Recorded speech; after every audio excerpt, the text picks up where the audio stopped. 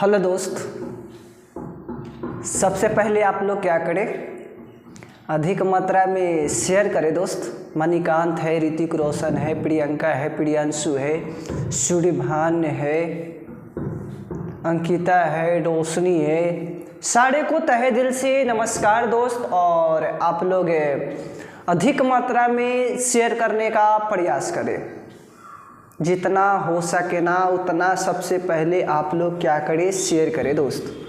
हाँ बिल्कुल बिल्कुल, बहुत दिन के बाद सर। तो दोस्त तबीयत ठीक नहीं रहने के कारण आपको साथ नहीं आ पा रहे थे दोस्त, तो अब तबीयत बिल्कुल अच्छा है और आज से बरकरार रहेंगे, आपका साथ अवश्य देंगे, कोई दे या ना दे, मनीष भैया अवश्य साथ देगा दोस्त। हाँ बिल्कुल बिल्कुल। और आप लोग क्या करना, अधिक मात्रा में शेयर करना दोस्त। हाँ इतना शेयर करो कि शेयर करते करते आपका मोबाइल का डाटा होता है ना दोस्त, वे डाटा अच्छी तरह से समाप्त हो जाए, सिर्फ शेयर करते करते। तो इतना तो मेरे को आप लोग सपोर्ट कर ही सकते हैं दोस्त। और आज दोस्त बहुत खुशी की बात है कि आप लोग का डिमांड था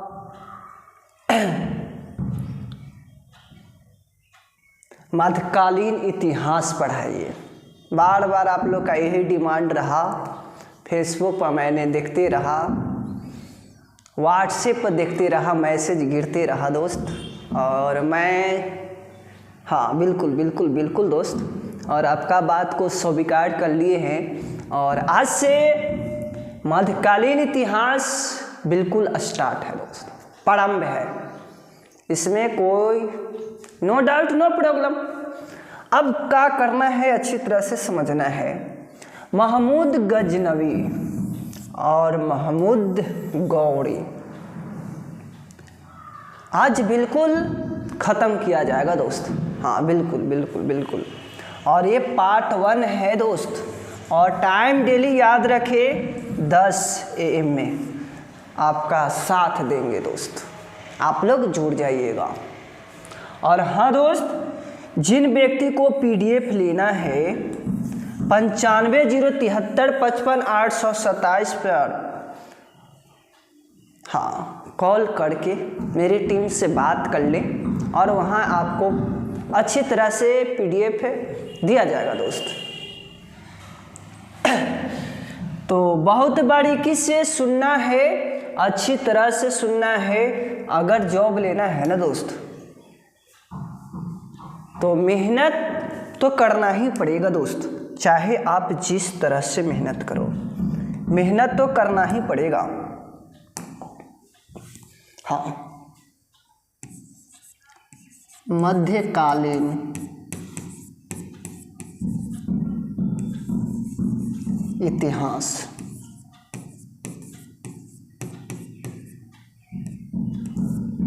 इससे पहले दोस्त आपको समझना होगा कि मध्यकालीन इतिहास किसे कहते हैं। आप इतना तो जान ले दोस्त, इतिहास, इतिहास इसको 2 रूप में तोड़ सकते हैं, इति जोड़ हास हो जाएगा दोस्त, हास।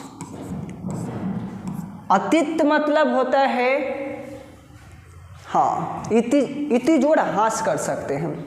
इतिहास किसे कहते हैं ये पहले समझ लो दोस्त। जो बीती हुई बात, कुछ अवसोच प्राप्त हुआ है या उजगार के रूप में फिर से अध्ययन करना ही हम लोग क्या कहते हैं, इतिहास कहते हैं। जो अतीत में घटना घटा होगा उसे ही हम लोग इतिहास कहते हैं, ऐसे भी कह सकते हैं दोस्त। तो सबसे पहले इतिहास का पिता जान ले दोस्त, इतिहास का पिता, इतिहास का पिता, पिता हेरोडोटस, हेरोडोटस को कहते हैं दोस्त, इतिहास का पिता हेरोडोटस को कहते हैं। और ये पूरा विश्व का इतिहास का पिता कहा जाता है, विश्व का इतिहास का पिता कहा जाता है। बहुत ध्यान से सुनना दोस्त, अच्छे से सुनना और कॉपी पे नोट्स करते हुए चलना है। हाँ बिल्कुल, 1-2 घंटा रहेंगे, आपको साथ देंगे दोस्त। और समझना है दोस्त अच्छी तरह से भारत का इतिहास, भारत का इतिहास, भारत का इतिहास का पिता किनको कहा जाता है। मेगास्थनीज को याद रखना दोस्त, मेगास्थनीज, मेगास्थनीज, मेगास्थनीज को याद रखना है। भारत का इतिहास का पिता मेगास्थनीज, और पूरा विश्व का इतिहास का पिता हेरोडोटस को। हेरोडोटस यह यूनान देश के था दोस्त, यह यूनान देश का था, ये याद रखना है बहुत अच्छे तरह से। और कलहन में इनका विवरण मिलता है राजतरंगिणी पुस्तक में। अब ध्यान देना है दोस्त, आधुनिक इतिहास का पिता किसे कहते हैं, किसको कहते हैं। आधुनिक इतिहास, इतिहास का पिता, आधुनिक इतिहास का पिता विलियम ट्रक्स को,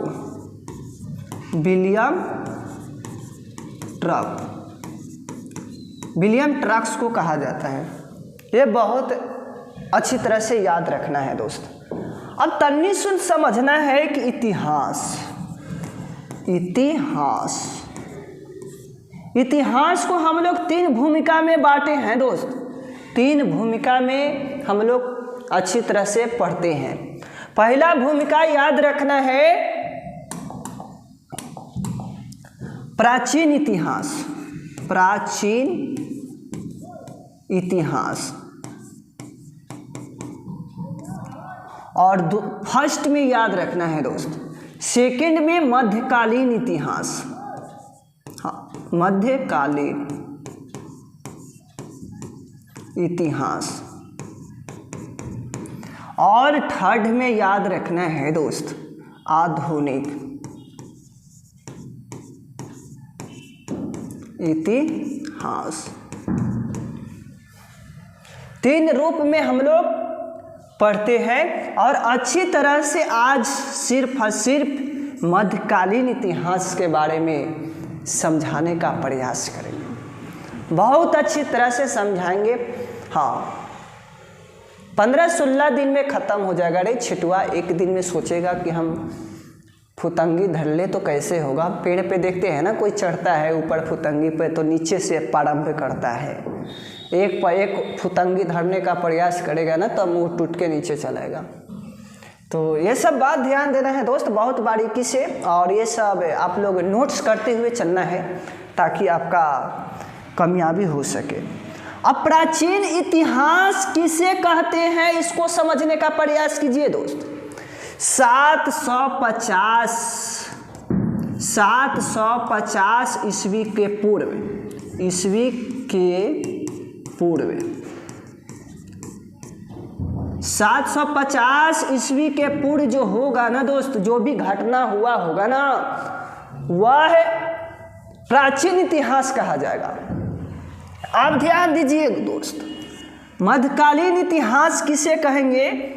750 ईस्वी और 1750 ईस्वी के बीच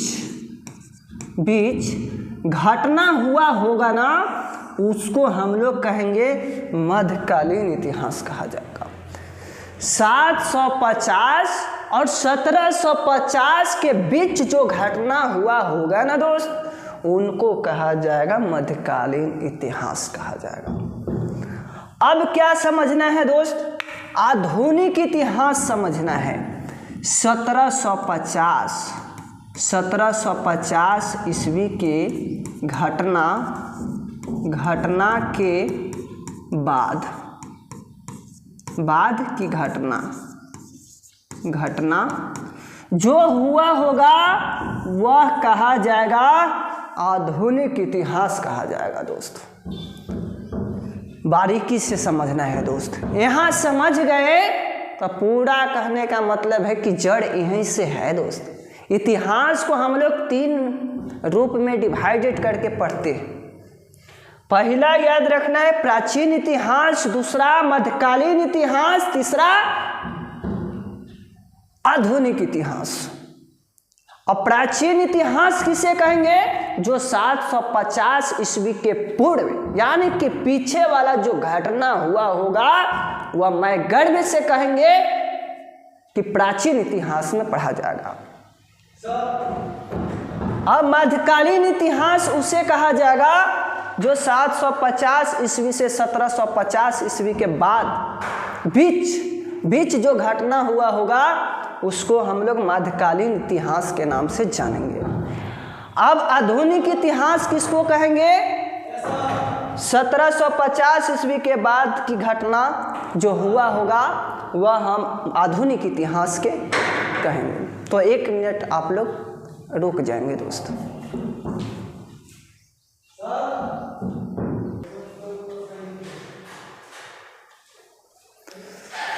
तो हाँ दोस्त, हाँ बिल्कुल बिल्कुल आवाज़ जा रहा है, आवाज़ जा रहा है दोस्त।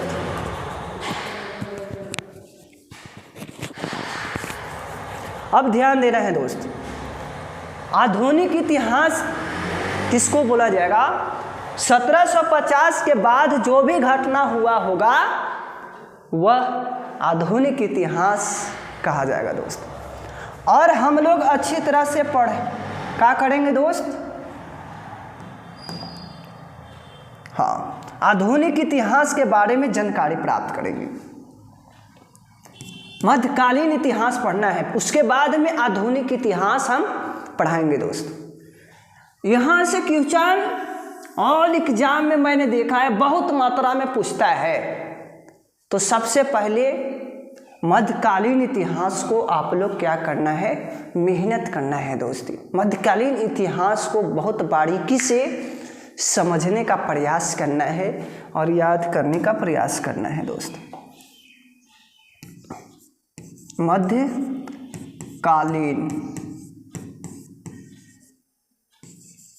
इतिहास, मध्यकालीन इतिहास को समझना है दोस्त। मैंने बता दिया किसे कहते हैं, मध्यकालीन इतिहास किसे कहते हैं। तो 750 ईस्वी और 1750 ईस्वी के बीच जो घटना हुआ होगा ना दोस्त, उनको कहा जाता है मध्यकालीन इतिहास कहा जाएगा। बहुत बारीकी से समझना दोस्त, मजा आ जाएगा, मजा।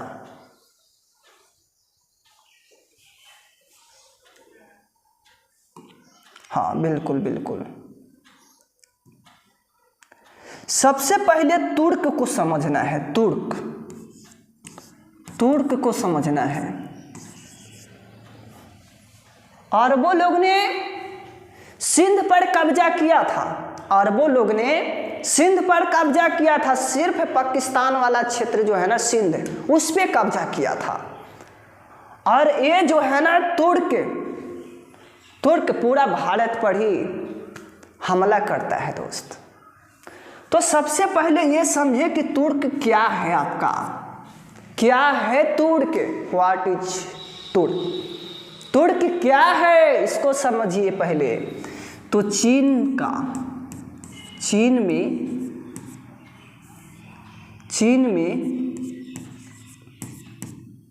उत्तर पश्चिम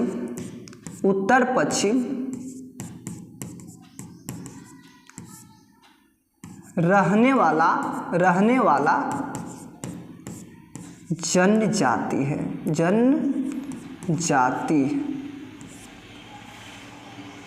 जनजाति है दोस्त। ये ध्यान से देख ले दोस्त। हाँ, अब क्या होता है ना दोस्त, तन्नी सुन समझना है।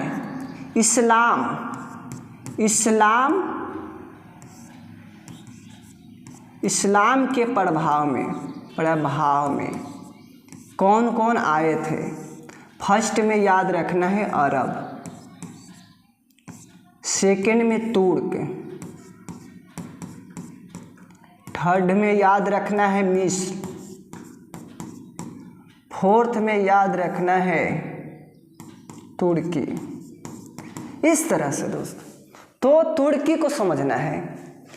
अरब जो है ना, ये सिर्फ और सिर्फ सिंध पर कब्जा किया था, पाकिस्तान वाला क्षेत्र में, और हासिल कर लिया था। अब यहाँ समझने का प्रयास करना है मध्यकालीन में तुर्क लोग को।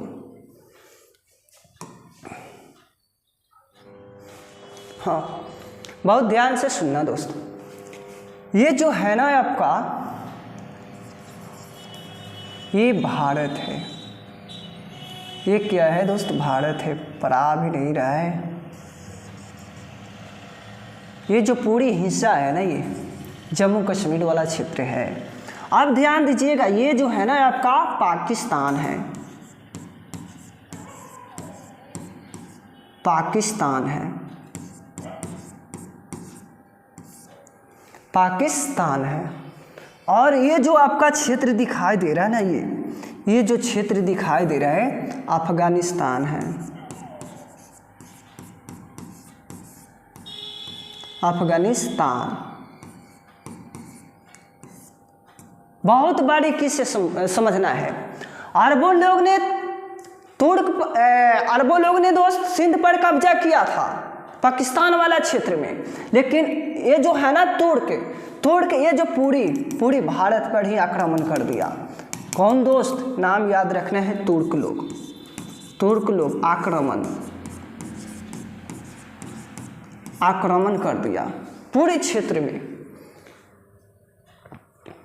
हाँ, अब ध्यान देना है दोस्त, जब आक्रमण किया और ये क्षेत्र जो है ना आप देख रहे हैं ना, अफगानिस्तान एक जगह, अफगानिस्तान के अंदर ही एक छोटा सा जगह है, उस जगह का नाम याद रखना है गजनी।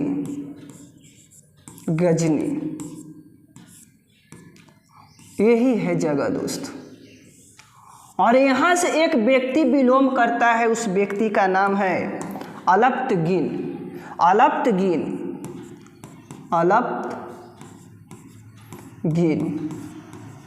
उस व्यक्ति का नाम याद रखना दोस्त, अलप्तगिन था। यहाँ जो है ना दोस्त, यामनी वंश चल रहा था, इसको याद रखना है, यामनी वंश। और यामनी वंश की स्थापना किसने किया था?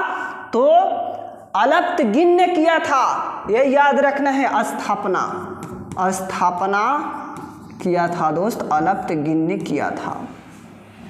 यामनी वंश की स्थापना माना जाता है अलप्तगिन को। और गजनवी जो है ना दोस्त, इसका स्थापना किसने किया था? तो याद रखना है, अलप्तगिन ने ही किया था। गजनवी जगह का विस्तार किया था। और बहुत बारीकी से समझना है दोस्त। अब क्या होता है, इसके बाद गुलाम कौन होता है? गुलाम याद रखना है, गुलाम। इसके बाद सुबुक्तगिन याद रखना है, सुबुक्तगिन। नाम भी टेढ़ रहता है दोस्त, सुबुक्तगिन जो है ना दोस्त, इसके बाद ही आता है ये सुबुक्तगिन। अब क्या होता है, इसके बाद दोस्त याद रखना है सुबुक्तगिन। कुछ दिन के बाद अलप्तगिन दामाद बन जाता है। अलप्तगिन जो है ना दोस्त, दामाद बन जाता है, दामाद। हाँ, दामाद बन जाता है। ये बहुत बारीकी से समझना दोस्त। कुछ दिन के बाद ये छोटी इसका बेटी था, उससे शुभ विवाह करा देता है सुबुक्तगिन से। नाम टेढ़ है, थोड़ा याद कर लेना दोस्त। इसका कार्य पीरियड याद रखना है 977 से 997। इसका कार्य पीरियड रहता है दोस्त। इसका बेटा जो है ना दोस्त, महमूद गजनवी, सुबुक्तगीन का ही बेटा था महमूद गजनवी, याद रखना है, महमूद गजनवी। यही अब गद्दी पे बैठता है दोस्त, सज धज के तैयार हो जाता है और यामिनी वंश पर बैठ जाता है, बहुत अच्छी तरह से, दिल से, मोहब्बत से, प्यार से, दुलार से। जब इन्होंने यामिनी वंश पे गद्दी पे बैठा तो लगा इनको कि क्या पल जो रहा से बहुत अच्छा रहा। और इनका कार्य पीरियड याद रखना है 997 से लेकर 1030 तक इसका कार्य पीरियड रहता है दोस्त, महमूद गजनवी का कार्य पीरियड। बहुत बारीकी से समझना है, कहानी तो मजेदार है दोस्त। अब क्या होता है ना दोस्त, उस समय इस समय जो है ना खलीफा था, खलीफा के नाम याद रखना है अल आदिर बिलाह याद रखना है, बिलाह, अल आदिर बिलाह। उस समय खलीफा था जिस समय महमूद गजनवी बैठा था ना गद्दी पे। उस समय एक क्वेश्चन पूछता है, आईएएस में पूछा था, जब महमूद गजनवी यामिनी वंश के सिंहासन पर बैठा था उस समय महमूद गजनवी का कितना एज था? तो याद रखना है दोस्त, मोहम्मद कासिम का 17 वर्ष था जब उन्होंने गद्दी पर बैठा था, और इनका है 27 साल का था। यामिनी वंश के सिंहासन पर बैठा था ना, उस समय इसका 27 वर्ष का ही अवस्था था, और सिंहासन पर बैठ जाता है दोस्त, बहुत अच्छी तरह से बैठ जाता है, सज धज के मुकुट लगाकर इन्होंने बैठ जाता है दोस्त। अरे खलीफा है अल आदिर बिलाह। उस समय महमूद गजनवी जो है ना दोस्त, शपथ लेता है, इसको सामने हाथ जोड़कर कि मैं शपथ मतलब कसम खाता हूँ कि यामिनी वंश पर तो शासन कर रहे हैं तो पूरे भारत पर आक्रमण करते रहेंगे। इन्होंने कसम खा लिया, यहीं अल आदिर बिलाह के सामने हाथ जोड़कर विनती किया कि मैं यामिनी वंश पर शासन तो कर रहा हूँ अच्छी तरह से, अब पूरे भारत पर आक्रमण करेंगे। इन्होंने कसम खा लिया।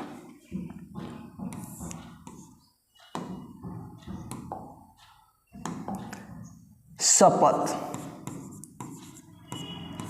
पूरे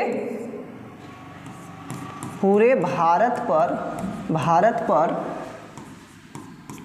आक्रमण करेंगे, पूरे भारत पर आक्रमण करेंगे, यही बड़ी कसम खा ली।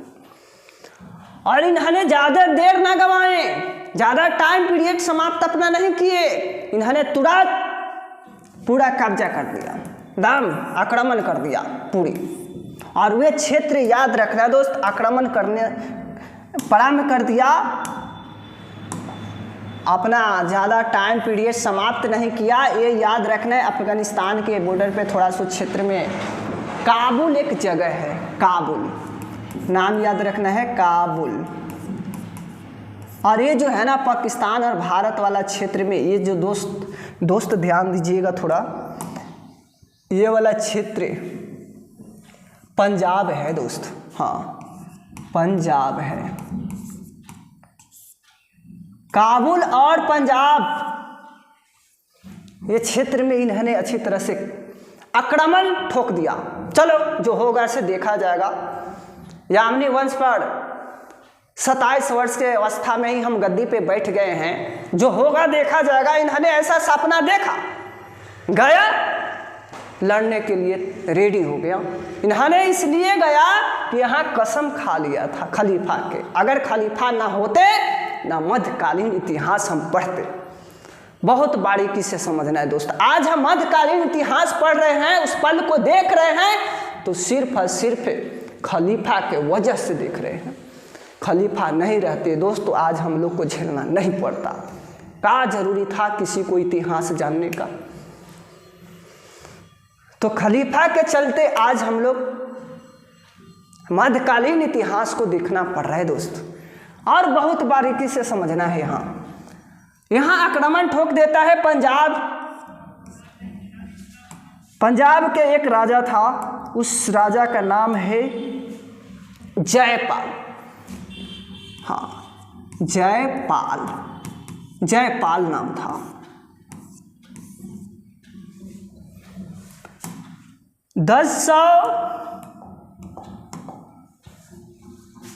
1000 याद रखना है दोस्त। 1001 में आक्रमण किया था। कब आक्रमण किया था? 1001 में। या तो आपको मिलेगा 1000 ईस्वी, 1000 ईस्वी मिलेगा, आपको ध्यान देना है। 1001 मिलेगा या तो 1000 ईस्वी मिलेगा। आक्रमण ठोक दिया या पंजाब में। जयपाल आपका जो है ना दोस्त, शाही वंश पर शासन कर रहा था। याद रखना है, शाही वंश पर क्या कर रहा था? शासन कर रहा था जयपाल। अब क्या होता है? उस युद्ध का नाम याद रखना दोस्त, युद्ध वाला नाम याद रखना, वह हिंद का युद्ध कहते हैं। याद रखना है, महमूद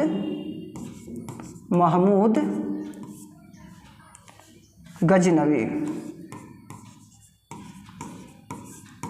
प्लस जयपाल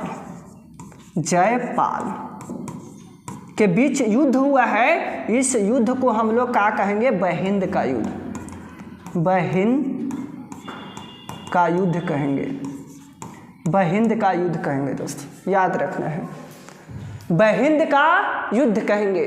और ये फर्स्ट युद्ध माना गया है, ये फर्स्ट युद्ध है, बहिंद का युद्ध है ना दोस्त, फर्स्ट युद्ध है, जो कि आपका जयपाल ने सामना किया। पंजाब के निवासित शाही वंश पर शासन कर रहा था और वहाँ से उन्होंने अच्छी तरह से सामना करने के लिए रेडी हो गया।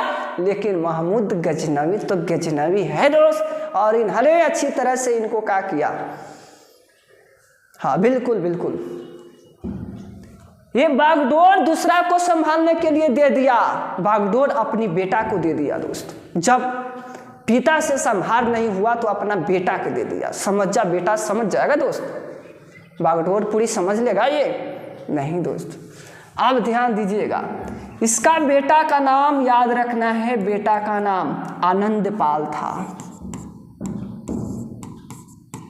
आनंदपाल था, बेटा का नाम था आनंदपाल था। आनंदपाल को सौंप दिया पूरा बागडोर कि अब तुम भी बेटा संभालो ना, जो होगा से देख लेना तुम भी, अब हम बुढ़ा गए हैं।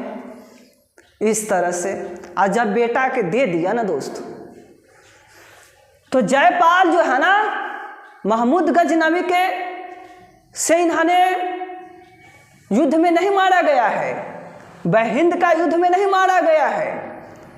जयपाल जैसी बेटा का देता है, आनंदपाल को दे देता है बागडोर संभालने के लिए, तो अपने आप से खलास हो जाता है, यानी कि चाकू मार लेता है शरीर में और मृत्यु उसका हो जाता है। फांसी, एक तरफ से अपने आप से मारना ही तो फांसी कहलाएगा दोस्त। तो दोस्त आनंदपाल को बागडोर मिला।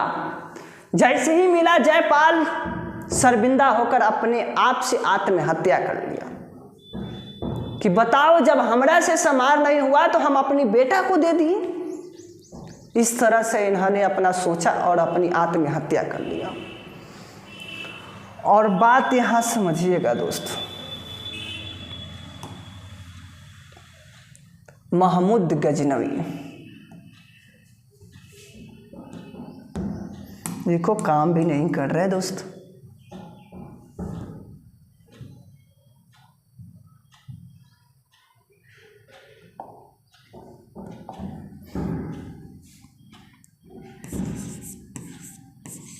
महमूद गजनवी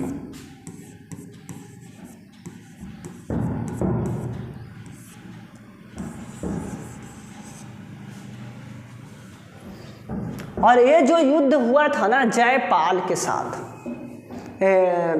तो उस युद्ध का नाम याद रखना है बहिंद का युद्ध। और आनंद पाल का साथ सामना करने के लिए महमूद गजनवी जो तैयार था, युद्ध लड़े थे, उस युद्ध का नाम याद रखना है बहिंद 2 का युद्ध।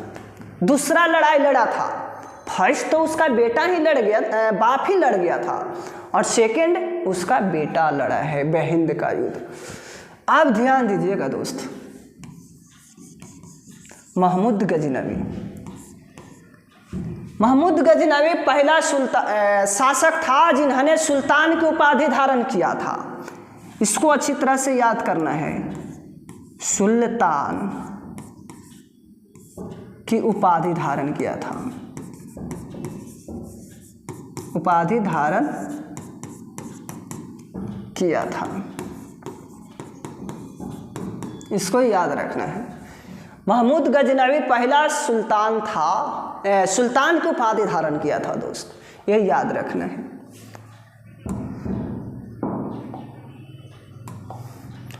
अब ध्यान देना है दोस्त, बहुत अच्छी तरह से समझना है। अब क्या होता है ना दोस्त, 1025 में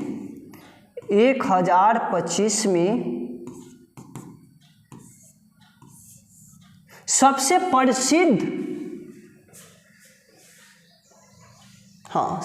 प्रसिद्ध ये 1025 ईस्वी में लूटने का प्रयास किया था सोमनाथ मंदिर पर, आक्रमण किया था। क्या किया था दोस्त? आक्रमण किया था 1025 ईस्वी में, और याद रखना है कहाँ किया था? सोमनाथ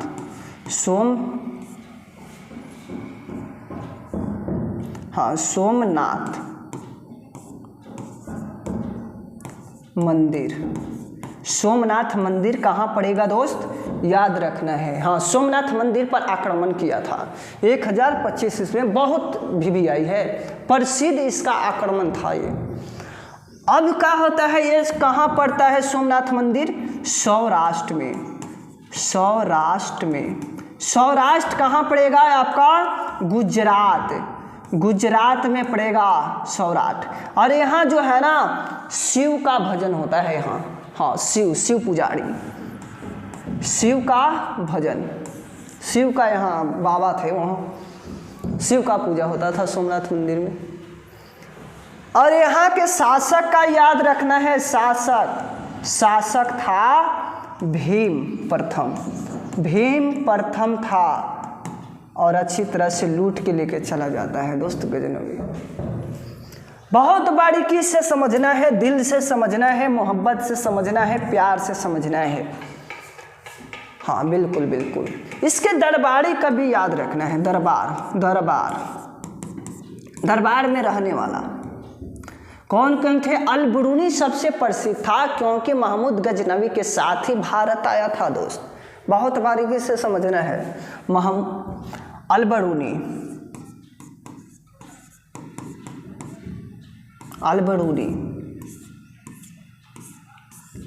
इसका एक पुस्तक बहुत पूछता है, इसका एक बुक लिखा था इन्होंने, अरबी लेखक है ये, अरबी लेखक है। इसका प्रसिद्ध बुक का नाम याद रखना दोस्त, किताब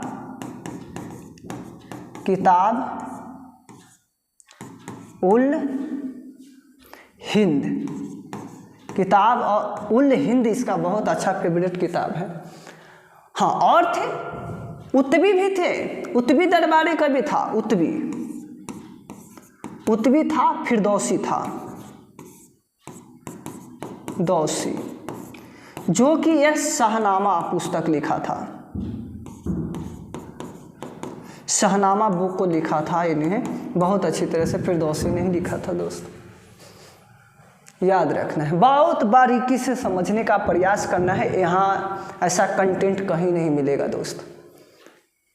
हाँ बिल्कुल बिल्कुल, ये याद रखना है दोस्त, बहुत अच्छी तरह से याद रखना है, बहुत अच्छी तरह से पढ़ाई को पढ़ना है कि किसी तरह से जॉब हो जाए, बस यही दुनिया कहता है दोस्त, कि किसी तरह से जॉब हो जाए।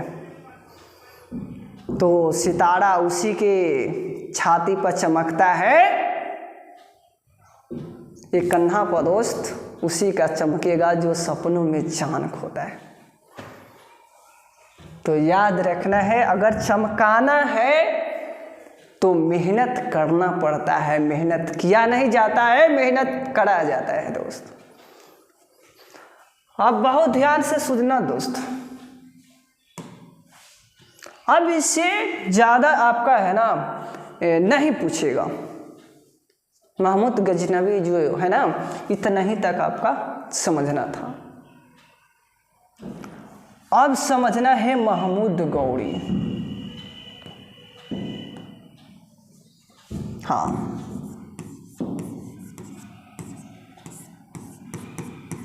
महमूद गौरी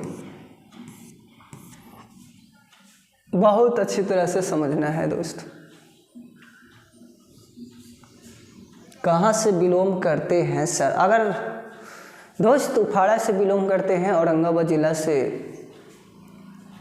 हाँ दोस्त, बिल्कुल बिल्कुल। तो महमूद गौरी को समझेंगे।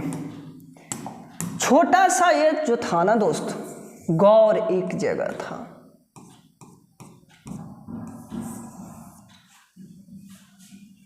गौर एक क्या था? छोटा सा राज था। क्या था दोस्त? राज। गौर एक छोटा सा क्या था? राज था। यहीं के अधीन था, अधीन था। यहीं के क्या था दोस्त? अधीन था। बात बहुत बारीकी से समझना है दोस्त। गौर राज था, यहीं के अधीन था, यहीं पर ही शासन कर रहा था। हाँ बिल्कुल। इन्होंने फर्स्ट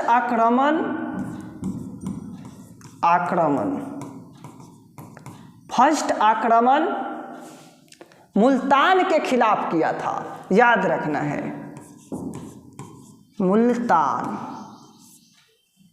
मुल्तान के खिलाफ किया था।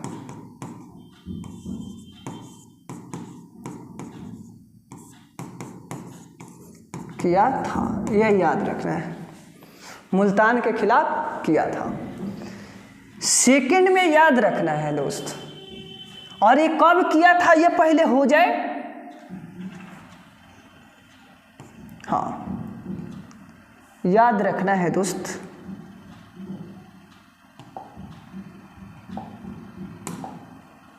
नौ सौ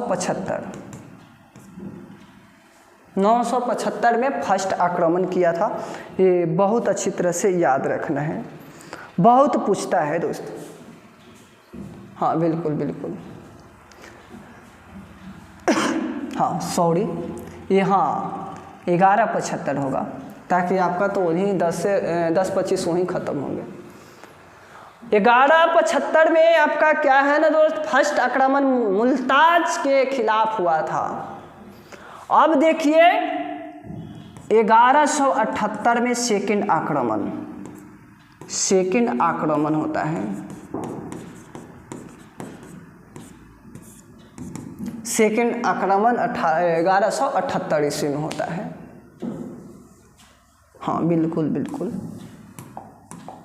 ये होता है दोस्त भीम तृतीय के साथ, और किसको? महमूद गजनवी के साथ, गौरी के साथ, महमूद गौरी के साथ, जेकरा में इनका विजेता हो जाता है, जीत जाते हैं इस युद्ध में। हाँ बिल्कुल दोस्त, महमूद गौरी तो पढ़ा रहे हैं दोस्त। क्या दिक्कत है? दिक्कत है तो बोल ही दो तुम।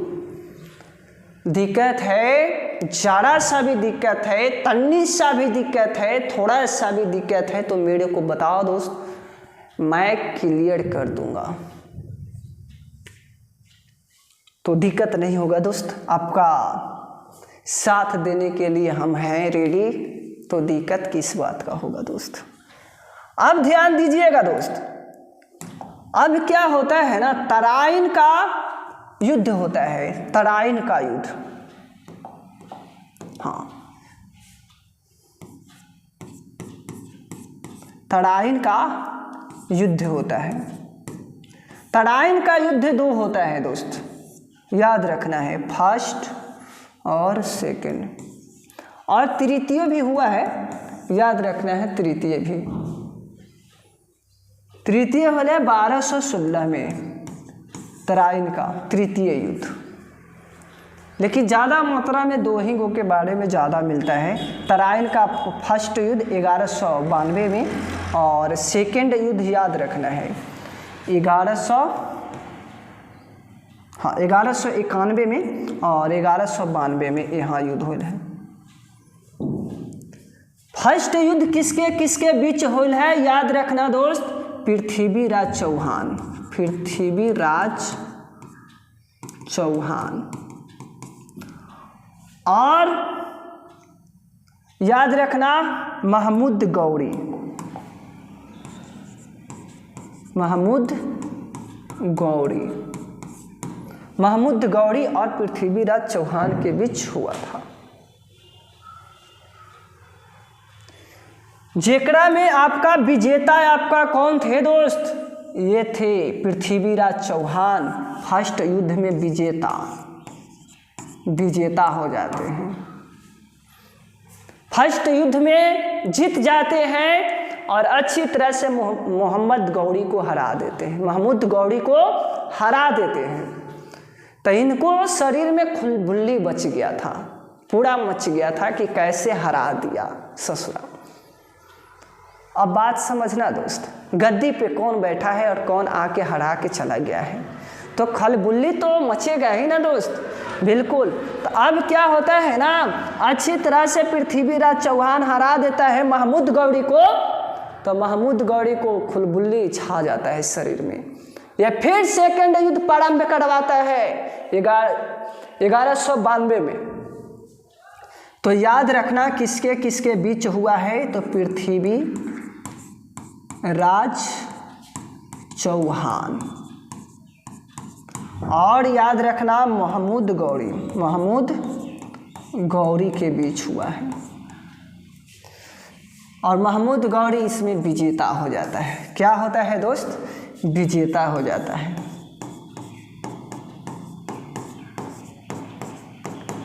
विजेता हो जाता है। बहुत बारीकी से समझना, दिल से समझना, मोहब्बत से समझना, अच्छी तरह से समझना दोस्त। अब क्या है ना दोस्त, तराइन आपका कहाँ है, आप लोग कमेंट में डालें, तराइन जगह कहाँ है। आप लोग अगर बता देंगे ना दोस्त तो बहुत बहुत धन्यवाद देंगे हम। तराइन कहाँ पड़ेगा, हरियाणा में पड़ेगा, हरियाणा, याद रखना दोस्त, हरियाणा में पड़ेगा। हाँ बिल्कुल बिल्कुल। अब ध्यान दीजिएगा आगे दोस्त, एक युद्ध और बचा है जो हम लोग चंदावड़ का युद्ध कहते हैं। हाँ,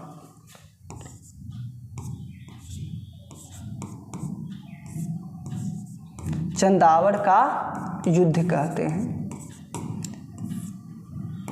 ये हुआ है 1194 में चंदावड़ का युद्ध होता है दोस्त, 1194 में होता है।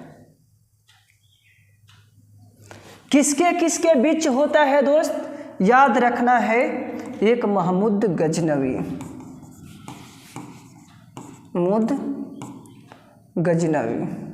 महमूद गौरी है दोस्त, महमूद गौरी, और दूसरा में याद रखना है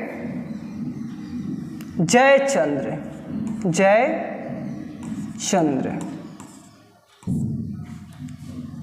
ये दोनों के बीच होता है दोस्त।